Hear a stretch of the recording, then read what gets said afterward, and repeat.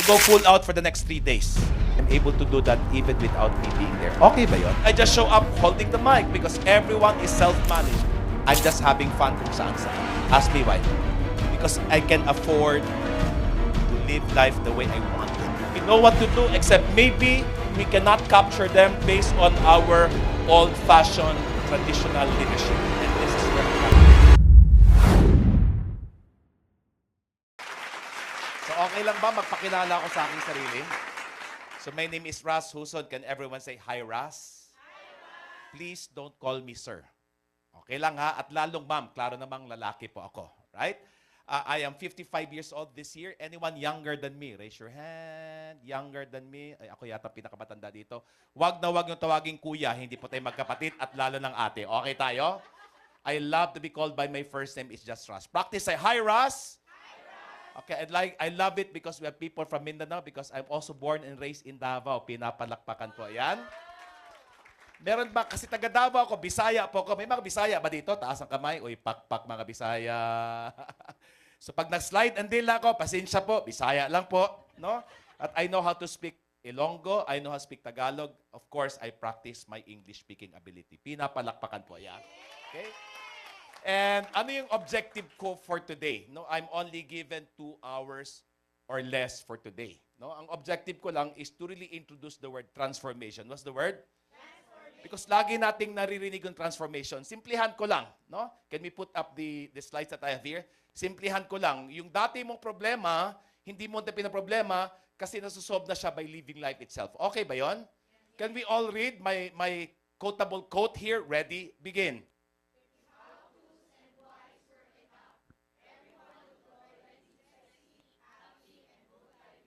Do you agree?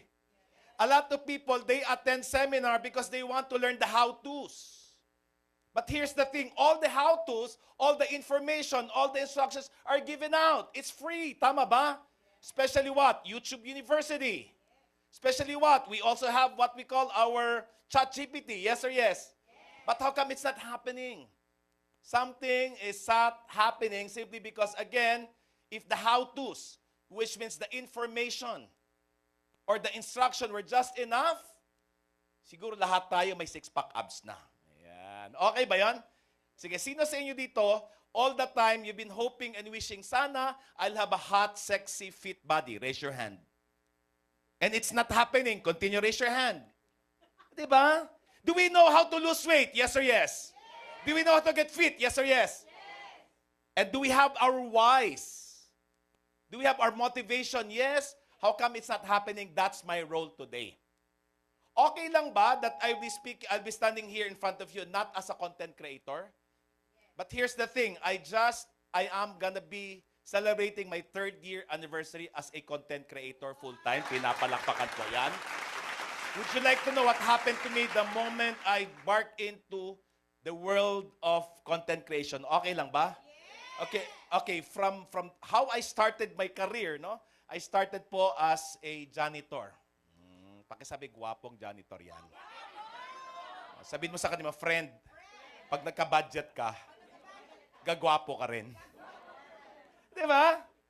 And that's something that I want to understand, that the reason why I got myself as a janitor/promoter as my first job, not because I come from a poor family. In fact, I come from very good family, except I was born and raised maybe thinking na bobo ako. Meron ba katulad dito, feel niyo bobo kayo? Wow, mga honor. Congratulations. Sana all. No? You know what's the worst part? Ask me what's the worst part. Bobo na pangit pa. No, seriously. All my life, my highest was 42-inch waistline, 246 pounds. At 55. Matigas yan. Hawakan mo. Matigas yan. Oh. Wag lang dito, ha? Ano kayo eh. All my life. Good thing, my first job was only good for 1 month, and I realized I did not work for a boss or a manager. I realized I worked for a mentor. And up until now, at age 55, I'm still mentoring a lot of people. Ask me why. Because a mentor can change the course of somebody's life. And today, I'm not going to stand up here as a content creator because, again, when I entered the content creation world, before content creation, I was having a great, grand life. And now it's 10x, even 100x. Okay, I understand we have a lot of people from the financial services here, right? I have an agency. It's called Master Agency for 10 years. And also, half of my manpower are MDRTs. All Gen Z and millennials. And here's the thing, I'm able to do that even without me being there. Okay ba yon? Ask me why. Because I understand the work. So I'm going to speak to you as a business owner. I'm going to speak to you as a founder. I'm going to speak to you as somebody who wants your business to operate without you. Is that a good deal? Yes or yes? In fact, your business can explode without you. Yes or yes? But I want you to understand three things. There are three ways of working with people. How many ways? So what I want you to write down is I want you to open to a clean sheet of paper and I want you to write three ways of working with people. The first way of working with people, I'm going to explain this here. Why? Because bakit ganito content creation? Bakit may mga pasayaw-sayaw? Right? Bakit may mga pasigaw-sigawan? Because again, I want you to understand how important this is. Because when you start to understand how important this is, I'll guarantee you, everyone in your organization will be self-managed. What's the word? Which people need not to be told. In fact, today is one of my biggest days. Ask me why. It's the opening of my Abundance 11. It's the 11th batch. And we have 100 or more people. They're all paying 150,000 each. They're hoping and wishing to see me there, but I'm not there in the opening. Ask me why. Because I just show up holding the mic because everyone is self-managed. I want you to write the word self-managed. What's the word? People are operating without being told. But they're not just self-managed. They're number two. They're also self-motivated. What's the word? Which means hindi sila nagtatrabaho dahil may kitaan, may bonus, may commission. They work because it's not the external motivation that you're looking for. It's the internal motivation. In fact, I love Gen Zs. I love millennials because they're the most self-motivated individual because they know what to do, except maybe we cannot capture them based on our old-fashioned traditional leadership. And this is where I'm coming in. Is this making sense? Ask me what's the best part? Self-retainment. Which means they're self-sustained, which is people stay with you for the rest of their lives. So I have most number of people who has been me from 21 right now, 34, 35, doing still business with me. And the most beautiful part around it is, again, I no longer am in the business or in the business. I just do whatever I want to do. Sino dito somehow, napapanood nyo na ako, nakikita nyo na ako online? Wow. And most of the time, where do you see me, guys? Yeah. Anong ginagawa ko sa social media? Teaching, coaching. But most of the time, I'm just having fun kung saan-saan. Ask me why. Because I can afford to live life the way I want it. Not working. Ask me why. Because again, everyone in my team are transformed as a human being of who they are. Okay lang ba? I'll show you what happened to me ever since I went into content creation. Before content creation, I only have one company. Okay, I founded. It's creating waves in the insurance industry. In fact, I went in the Asia Pacific. Ask me why. Have you heard of retention ratio or activity ratio? Yeah. We are the only agency during the pandemic who did 100% back-to-back-to-back activity ratio. And because I entered into content creation because of pandemic, what happened to me is I exploded in all aspects, not just 10x, 100x. Which is officially right now, I'm standing in front of you. I own 30 or more companies from a multi-million to multi-billion organization. So can we show them the slide, please? Right, so these are the companies I own. These are the companies that's running for me. These are the companies who I've been managing and serving, but all of the people who are actually in my own ways knows these three ways of working. More than that, I'm just blessed. Next slide, please. Right? That I have a life that I truly enjoy. No? So in one snap page, personally, this is who I am. Okay? Another here is I enjoy also living anywhere I am. So which means I have a house here in Manila. But most of the time, next slide please. Wala. Yan. Okay, so I work from anywhere, everywhere. So right now, wherever I go, I'm just enjoying it. But most probably, I know where I stay. Most of the time, Manila. Or a lot of times, I should say 80% of my time is spent in my farm. No? So kung nakita nyo, ako po yan, no, at 55 years old, at ako rin yan, this is where I live in my farm. Okay? And the reason why I'm able to do this, simply because, again, it 100x my life because of content creation. Right? And nakakatuwa, no, dahil hindi naman ako dating sikat at nakakatuwa na maraming sikat na nakakilala sa akin dahil sa content creation. I may not have millions of followers, but here's one thing I truly enjoy. Ask me what? Because of my content creation, people are going to all of my seminars. Just like last weekend, I have 3 seminars. One in Bacolod, one in Pasig, and one in UP-BGC. All more than 1,000 people showed up in my seminar, and I'm not even there. Ask me how. Understanding 3 ways of working with people. The first way of working with people is what we call instructional or informational. What it is? What is it? Which means we give people instruction. We give people information. Is it working? Yes or no? Most of the time, it doesn't. Diba? Sa financial services, ma'am, we give them all the training, all the information. How many % are performing? Most of the time, it's the same people. Sakit ang ulo natin. Tama ba? Ask me why. Because according to Albert Mehrabian, if you only give them information, if you only give them instruction, it only works maximum 7%. Why? Because it's just appealing in the mind. Yun pala yun. Alam ko yung solusyon ng buhay ko, hindi nangyayari. Why? Because we all live here. And that is something we want you to start understanding, that when you only give instruction and information, it only appeals how many %? Maximum? 7%. Which means this training in the next 3 days, yes, we're going to give you the best of the best information instruction. However, that's not what we only have. Second way of working with people is what we call motivational or inspirational. What is it? Now, motivational and inspirational is more effective than instructional. In fact, according to Albert Mehrabian, it works 38% of the time. Ask me why. Because it appeals to the emotion. It appeals to the feelings. But na-notice nyo ba, sino ito company owner? Raise your hand. Right? Yung mga pa-contest natin, the same people are winning. Right? Something must be happening. And that's something we're not looking to. Why?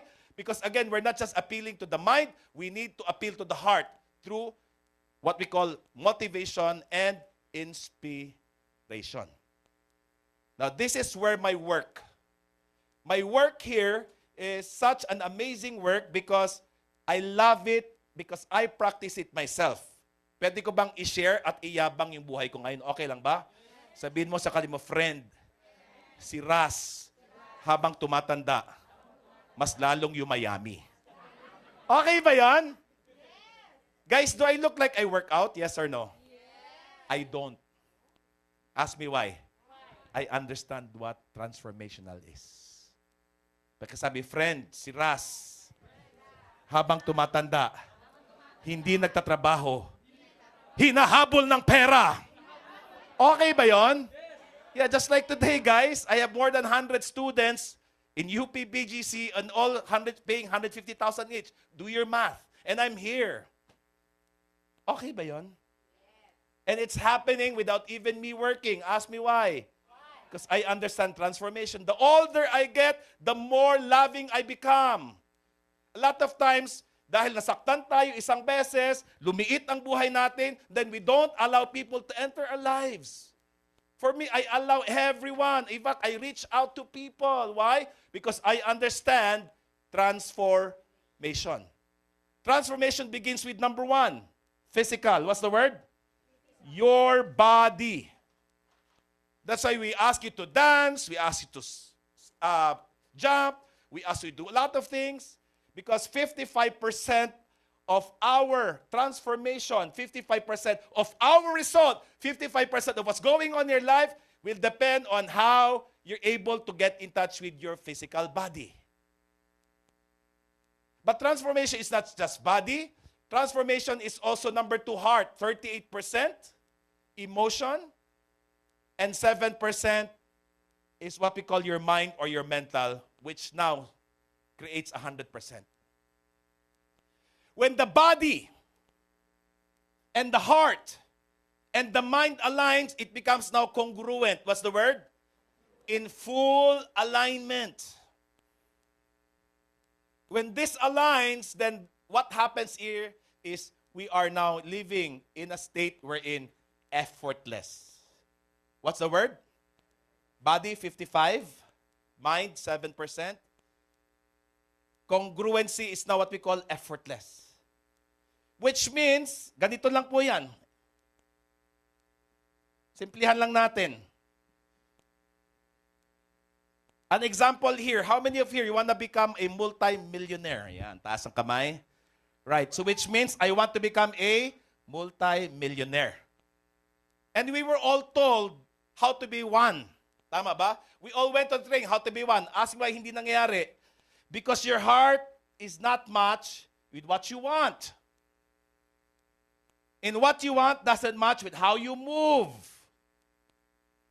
And therefore, our job here is to make sure we match what we want to how we feel. And how we feel will now be how we act. Anong example dito? How many of you here, you went into a certain situation, may nasaktan ka ng ibang tao, dahil nasaktan mo ibang tao, maraming nasaktan, at higit sa ikaw nasaktan, at sasabi mo, hindi ko na siya uulitin. Did you go into that space? And automatic, you did it again without even thinking. Yes?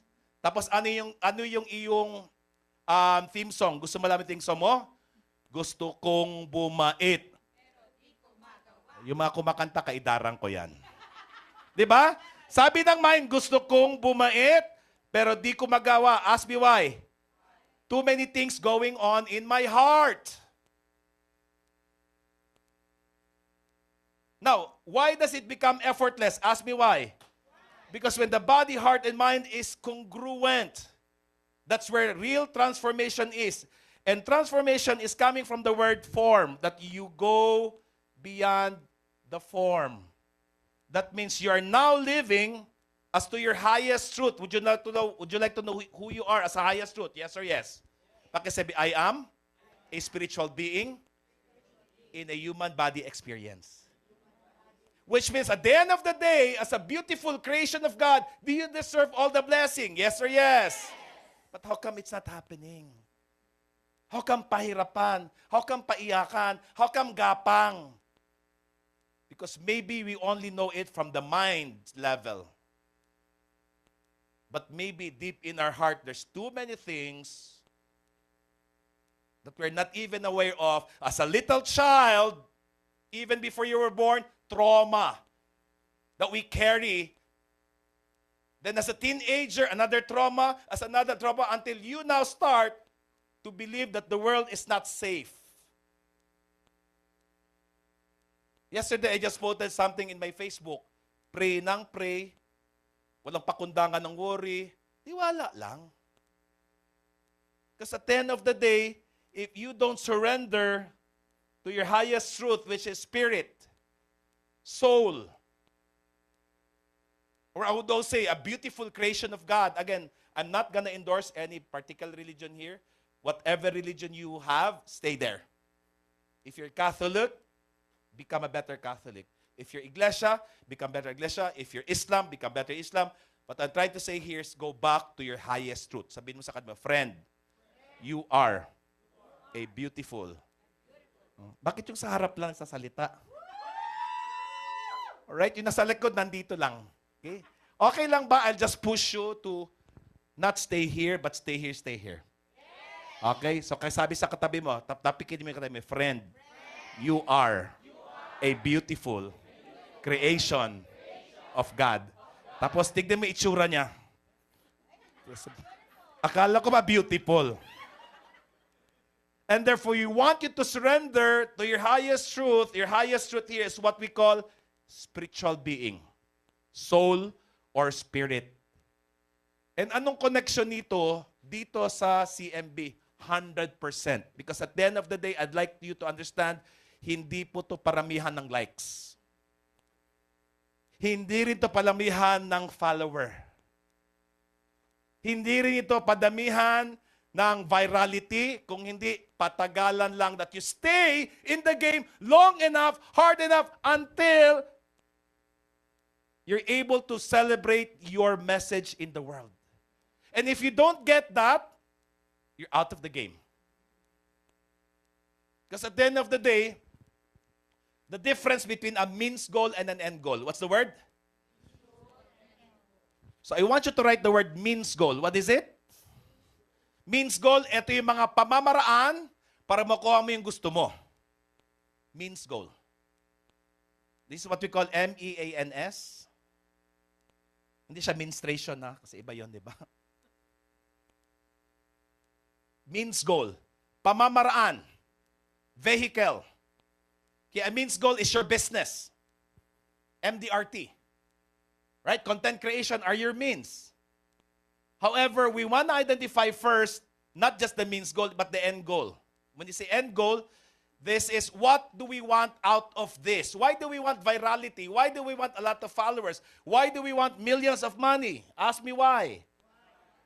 Kayo, bakit nyo gusto lumaki ang buhay nyo, mag-10x ang buhay nyo? Can you just shout out?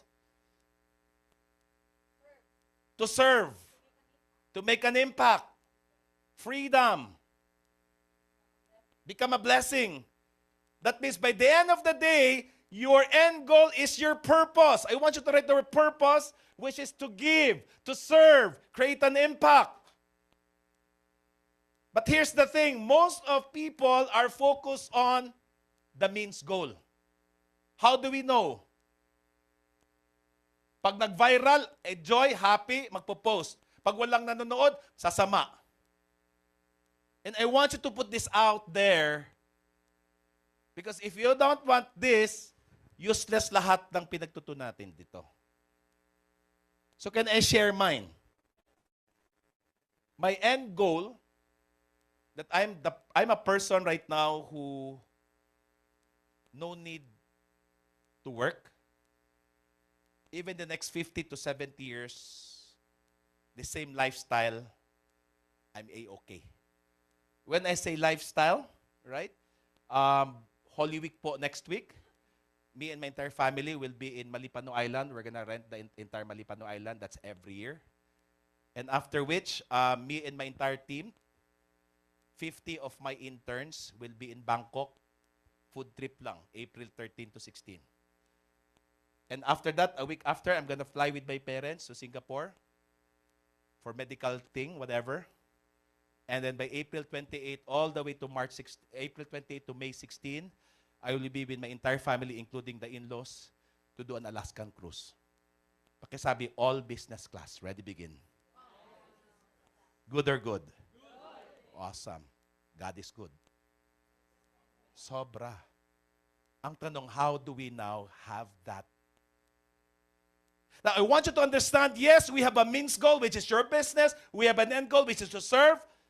But I want you to focus on what we call your source. That do not make your job your source.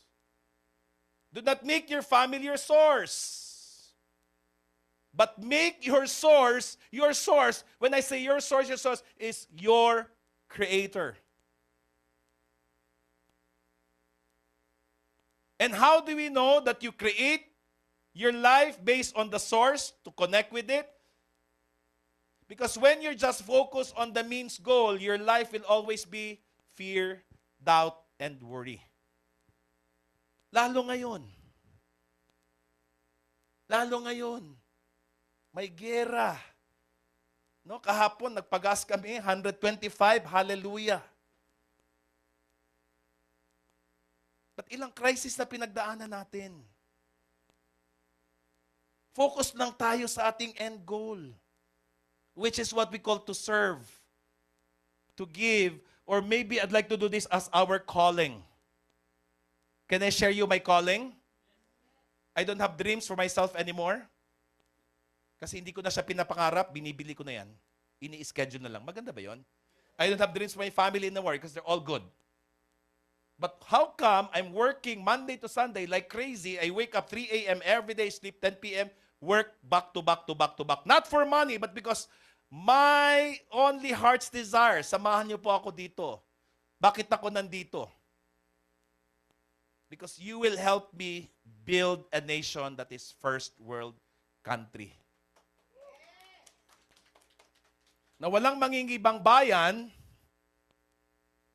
dahil ang ekonomiya nandito, at kung magibang bayan man, hindi dahil magpakaalila sa ibang banyaga, kung hindi, bakasyon, happiness, lifestyle, but not to be slaved by any other nation. Why? Isa po tayong dakilang lahi.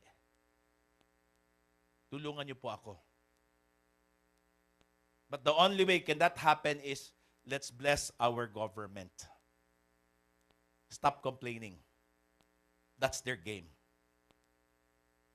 But maybe our fight here is to start connecting to who we truly are. That when your source, your soul, your spirit is your main objective, whatever means you have, it will just show up. Klaro ba? Hindi ka naman pinababayaan eh. That means I want you to start understanding that when you are directly connected to your source, move your fear, doubt, and worry to the most important job in your life. Ask me what it is. Faith. Tiwala lang. Di ba? Sabi sa Matthew, nakita mo yung ibon? They're provided for. Ba't tayo matakot? And in spite of us going on in the world right now, hope. Act in hope. Move forward. But above all, let's all live a life that is sustainable, never-ending, is to put in love in everyone and in anything that we do. Are you with me? So, take a deep breath, inhale, and exhale, good morning. Pilipinas, CMB 13, game ka na ba? Are you guys open to experience transformation this morning? And the way we do this is to make sure that we start to understand if you want to make it happen in life, I want you to understand most simple thing. Pakisabi sa katay mo, friend, sa buhay, para manalo, hindi patalinuhan. Do you agree? Yeah, maraming taong matalino, kaso lang hindi na nanalo. Sabihin mo sana, friend, sa buhay, hindi rin pagandahan. Di ba? May kilala kang hindi naman kaganda, pero laging panalo. Yes or yes? Ask me, where is the competition? Ask me where? Choice. At the end of the day, we all have choice. Okay. Passionate ako, hindi ako galit. Nagpa-practice lang ako. Ask me why. I have a new advocacy, right? To awaken the souls of many Filipino by turning a new mindset. And I'm practicing right now simply because by September, we're gonna do Philippine Arena, 100,000 people awakening. The spirit, the soul, the purpose from within. Practice ko lang to para at least pag 100,000 ang audience ko, okay lang tayo. Okay lang ba? At least itong nasa harap, nababasbasa ng aking laway.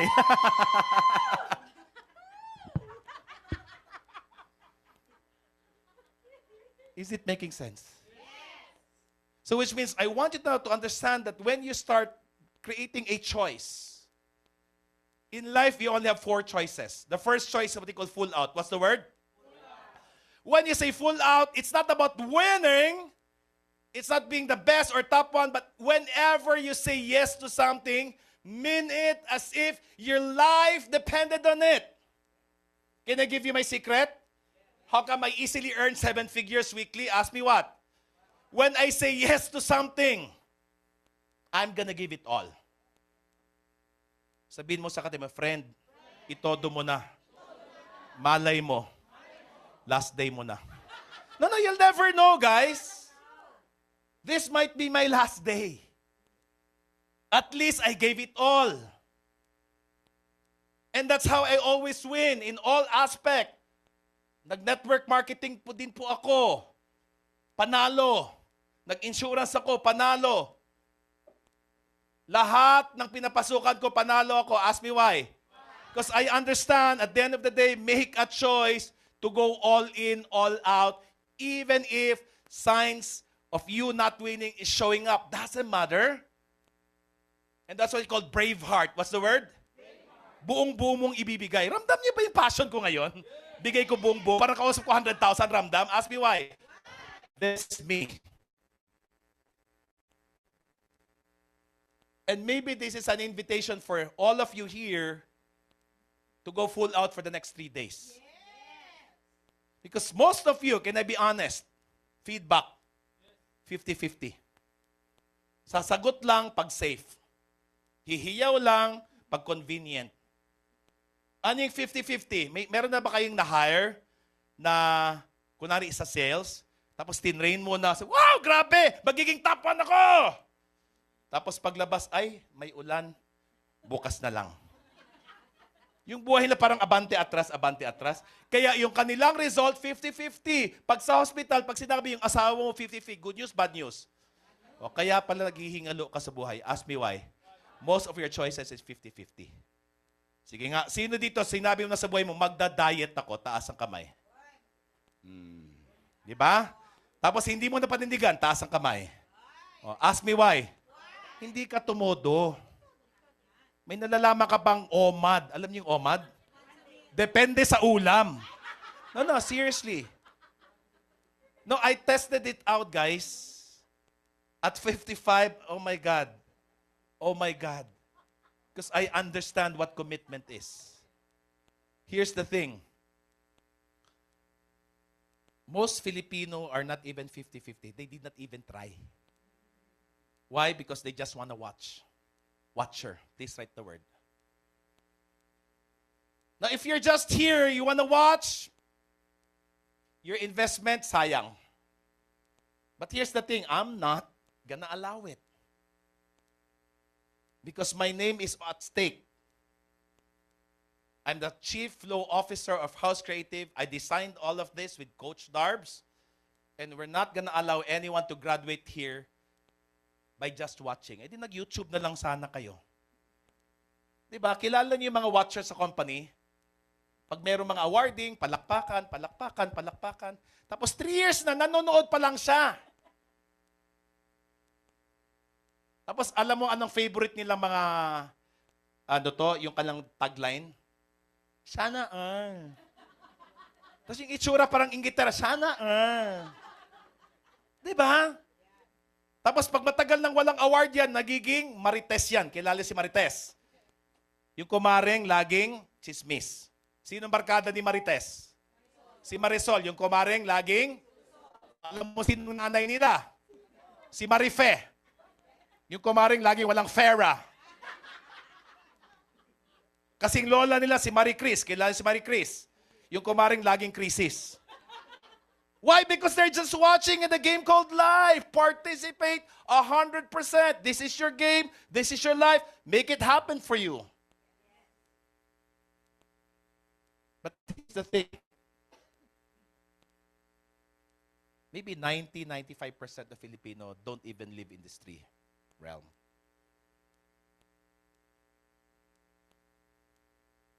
Most of Filipino hindi na kumikita,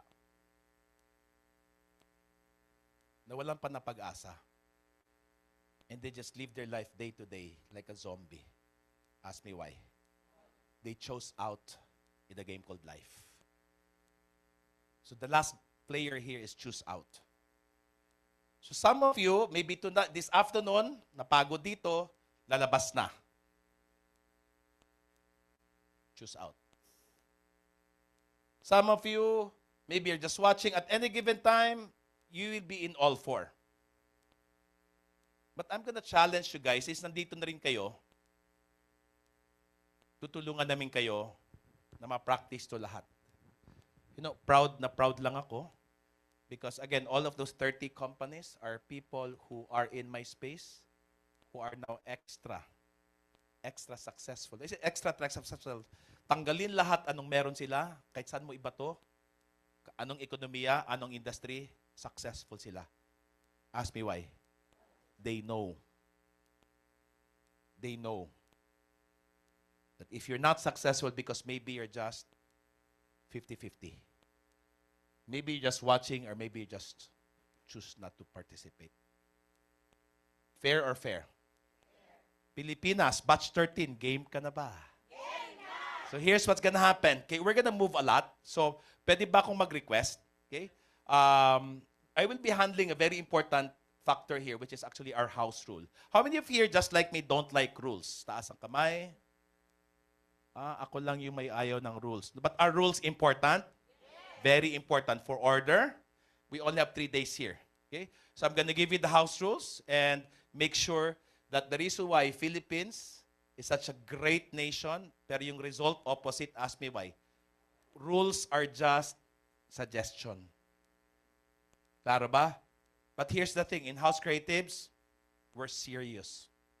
When we said we're gonna start 9 a.m., we started 9 a.m. Why? Because we respect you, and therefore, we're gonna give you some house rules. Fair or fair?